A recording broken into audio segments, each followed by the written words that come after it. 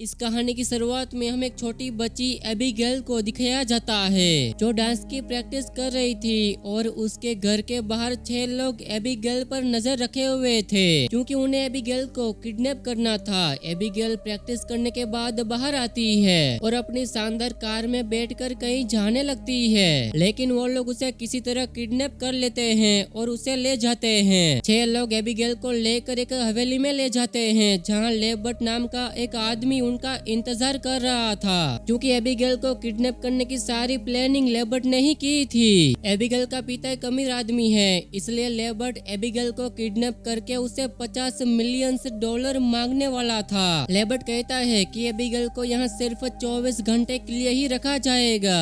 हम उनके ग्रुप को देखते हैं जिसमें जोई उनकी नर्स की तरह ग्रुप में काम करती है। वहीं फ्रैंक टीम का लीडर है जो पहले पुलिस ऑफिसर था। वहाँ पर हम एक और लड़की को देखते हैं जो सबके अकाउंट को हैक करती है, इसलिए उसे पैसों की कोई कमी नहीं होती। वहीं एक ड्राइवर और एक स्नाइपर होता है और एक मसल मैन जो एक बुल्ली होता है, वो किसी को किडनैप या मारने का काम करता है। ये लोग एक दूसरे को जानते तक नहीं है, बस ये लोग तो सिर्फ मिशन पर काम करने के लिए इकट्ठे हुए हैं, इसलिए इसमें किसी को भी एक दूसरे की जानकारी का पता नहीं था। तभी लेबर्ट उन्हें कहता है कि तुम सब एक दूसरे को अपने बारे में कुछ भी नहीं बताओगे। वो कहता है कि तुम लोगों का काम सिर्फ मिशन पूरा करना है, जिसके बदले में तुम्हें तुम्हारे पैसे दे दिए जाएंगे, इसलिए एक दूसरे से जान पहचान बनाने की कोशिश मत करना। लेबर्ट के जाने के बाद पीटर एबिगेल को रूम में छोड़ के उसके हाथ बांध देता है। जोई एबिगेल से मिलने जाती है और उसकी आंखों से पट्टी उतारती है। एबिगेल बहुत डरी हुई थी। जोई एबिगेल से वादा करते हुए कहती है कि मैं तुम्हें कोई नुकसान नहीं पहुंचाऊंगी और मैं ना ही किसी को ऐसा करने दूंगी। वो बताती है कि मेरा भी तुम्हारी उम्र का एक बेटा है। जोई की बात सुनकर एबिगेल उसके साथ फ्रेंडली हो जाती है और उसे बताती है कि मेरे पिता अब मुझसे प्यार नहीं करते और वो एक बहुत ही खतरनाक इंसान है। साथों साथ वो कहती है कि आज रात बहुत कुछ बुरा होने वाला है। ये सुनकर जोई डर जाती है क्योंकि उसे पता नहीं है कि आज रात उसके साथ क्या होने वाला है। जोई बाहर जाकर फ्रैंक से कहती है कि एबिगेल किसी आम आदमी की बेटी नहीं है, बल्कि वो आदमी बहुत खतरनाक है, इसलिए हमें मालूम करना चाहिए कि आखिर उसके पिता कौन है। तभी फ्रैंक एबिगेल के रूम में जाता है और उसे गन दिखाकर डराते हुए उसे उसके पिता के बारे में पूछता है, तो वो अपने पिता का नाम बता देती है। ये सुनकर फ्रैंक बहुत डर जाता है। फ्रैंक तुरंत बाहर जाता है और सबको एबिगेल के पिता के बारे में बताता है। यह सुनकर सबकी रूह कांप जाती है क्योंकि एबिगेल के पिता दुनिया का सबसे बड़ा गुंडा है। यह सुनकर सब शौक हो जाते हैं। फ्रैंक उन्हें बताता है कि उसके साथ 3 पुलिस ऑफिसर्स ने इन गुंडों के खिलाफ काम किया था, जिसके बाद से उन ऑफिसर्स को होटल के सबसे ऊपर वाले रूम में लॉक करके रखा था। उस रूम के अंदर जाने के लिए 2 ही रास्ते थे, एक विंडो और एक दरवाजा।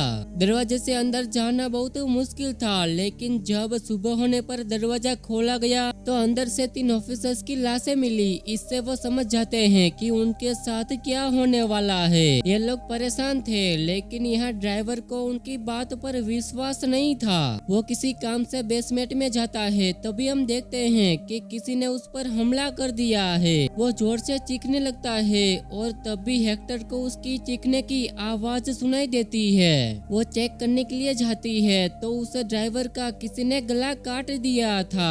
वो वापस आकर बताती है कि हमला होना शुरू हो गया है। ये सुनकर स्नाइपर कहता है कि मुझे पैसे नहीं चाहिए, मैं तो यहाँ से भाग रहा हूँ। वो स्नाइपर जैसे ही हवेली से बाहर निकलने की कोशिश करता है तो यहाँ एडवांस सिक्योरिटी सिस्टम एक्टिव हो जाता है। सब दरवाजे बंद होने लगते हैं। उन्हें कुछ समझ नहीं आता तो जोई एबिगेल के पास जाती है। वो उससे पूछती है कि क्या तुम्हें इस अटैक के बारे में कुछ पता है। तो एबिगेल बताती है कि फ्रैंक मेरे डैड का आदमी है और उसने मुझे बताया था कि तुम इसके बारे में किसी को मत बताना।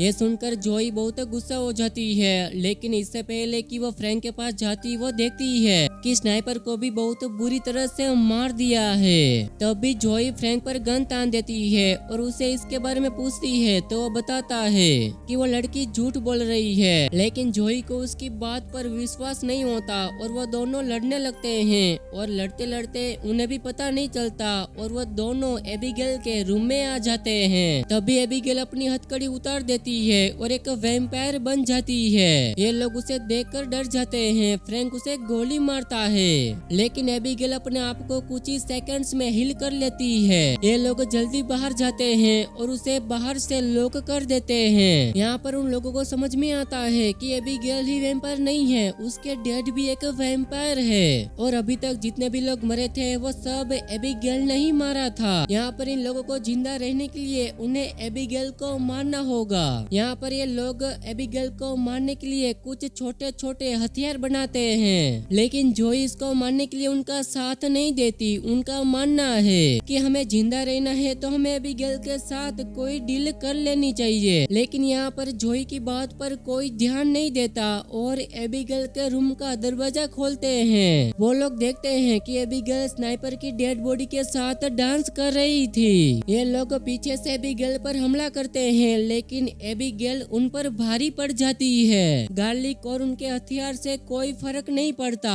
ये लोग किसी तरह वहाँ से भागते हुए बाहर आते हैं, जहाँ जोई उन्हें बताती है कि हमें एबिगेल के ऊपर बेहोश करने वाला इंजेक्शन लगाना चाहिए। पहले भी वो बेहोश हुई थी। ये लोग उस पर काम करना शुरू करते हैं, लेकिन एबिगेल का उनके साथ आना इतना भी आसान नहीं था। एबिगेल अभी भी उनके ऊपर भारी पड़ रही थी, लेकिन बार बार कोशिश करने के बाद ग्रुप का गुंडा मुश्किल से एबिगेल को पीछे से पकड़ लेता है और जोई उसे बेहोश होने वाला इंजेक्शन दे देती है। लेकिन इसी समय एबिगेल ने उनके एक साथी के हाथ पर काट लिया था। सबको डर था कि कहीं वो लड़की भी एक वैम्पायर ना बन जाए। अब जब एबिगेल को होश आता है तो वो खुद को एक जेल के अंदर पाती है। ये लोग उससे पूछते हैं कि आखिर तुम चाहती क्या हो। तभी यहाँ पर हमें पता चलता है कि उन्होंने एबिगेल को नहीं बल्कि एबिगेल ने उन्हें किडनैप किया है। ये सब एबिगेल की ही प्लानिंग थी और लेबर्ट एबिगेल के हुक्म पर ही काम करता था। एबिगेल भले ही छोटी बच्ची है, लेकिन वो यहाँ पर 100 सालों से रह रही है। वो बताती है कि तुम लोग यहाँ पर इसलिए हो कि तुम लोगों ने किसी न किसी तरीके से मेरे डैड को नुकसान पहुँचाया है, जिसमें हैकर ने उसके डैड के अकाउंट को हैक करके मिलियंस ऑफ डॉलर्स चुरा लिए थे। बैंक में उसके डैड के खिलाफ इन्वेस्टिगेशन की गई थी और उसमें एक मिलिट्री डॉक्टर थी।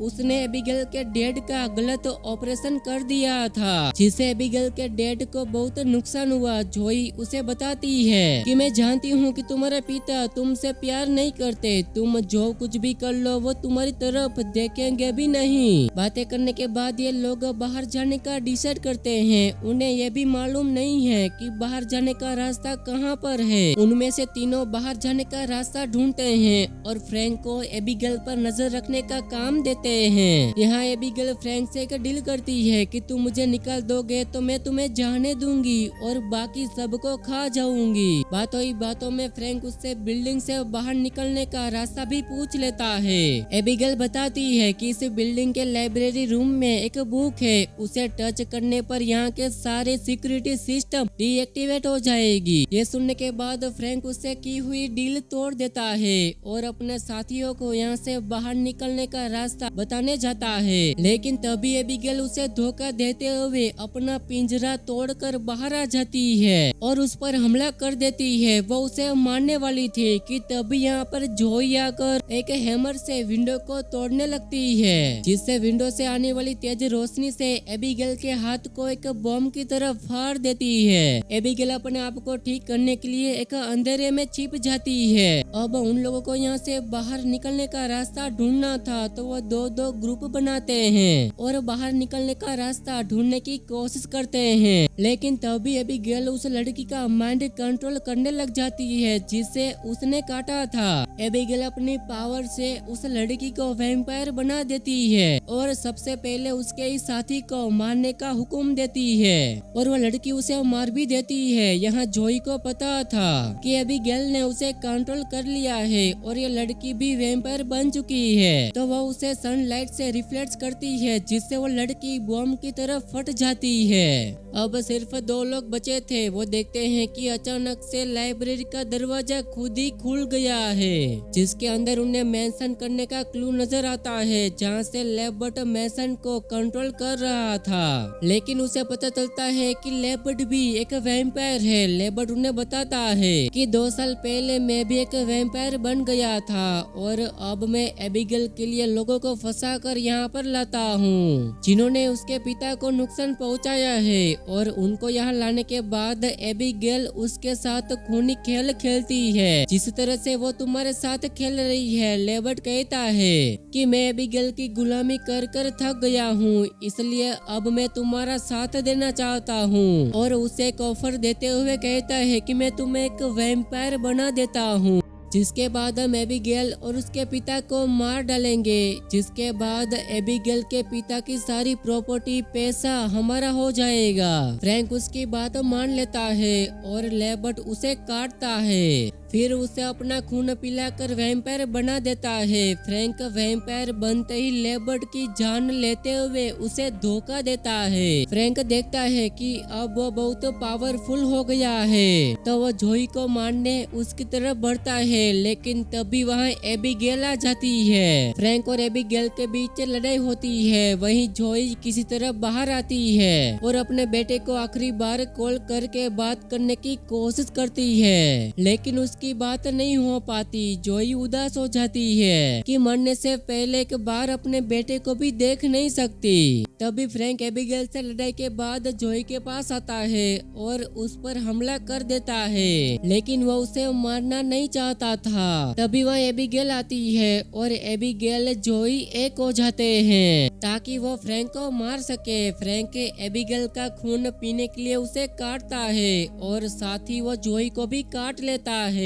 जोई फ्रैंक के काटने से वैम्पायर बन गई थी, इसलिए फ्रैंक उसे कंट्रोल करता है और उसे एबिगेल को मारने के लिए कहता है। पहले तो जोई उसकी बात मान लेती है, लेकिन तभी अचानक से वो फ्रैंक पर ही हमला कर देती है, जिससे फ्रैंक हमले से बहुत घायल हो जाता है। वो हैरान था कि जोई उसके कंट्रोल में क्यों नहीं है। एबिगेल उसे बताती है कि अपने जरिए वैम्पायर बनने वाले को कंट्रोल करना इतना भी आसान नहीं होता है। फिर वो उसे कहती है कि ये खास स्किल तुम्हारे पास अभी नहीं है। फिर जोई और एबिगेल उस पर हमला करके उसे खत्म कर देती है। एबिगेल और जोई अब दोस्त बन गई थी, इसलिए एबिगेल जोई को नहीं मारती है और उसे यहाँ से जाने का कहती है। वो जोई को बताती है कि तुम फ्रैंक के काटने से वैम्पायर बनी थी, इसलिए जोई अब वैम्पायर नहीं रही क्योंकि उसे वैम्पायर बनने वाला मर गया था। जोई वहाँ से जाने लगती है, लेकिन तभी एबिगेल के पिता वहाँ पर आ जाते हैं और वो जोई को मारना चाहते थे, लेकिन एबिगेल उसे रोकते हुए कहती है कि जोई ने मेरी जान बचाई है, इसलिए उसे जाने दो।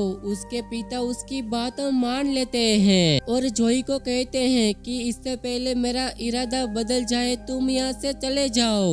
ये सुनकर जोई तुरंत यहाँ से वैन में बैठकर भाग जाती है और इसी के साथ एक कहानी यहीं पर खत्म हो जाती है। दोस्तों, कहानी पसंद आई हो तो वीडियो को लाइक और चैनल को सब्सक्राइब कर देना।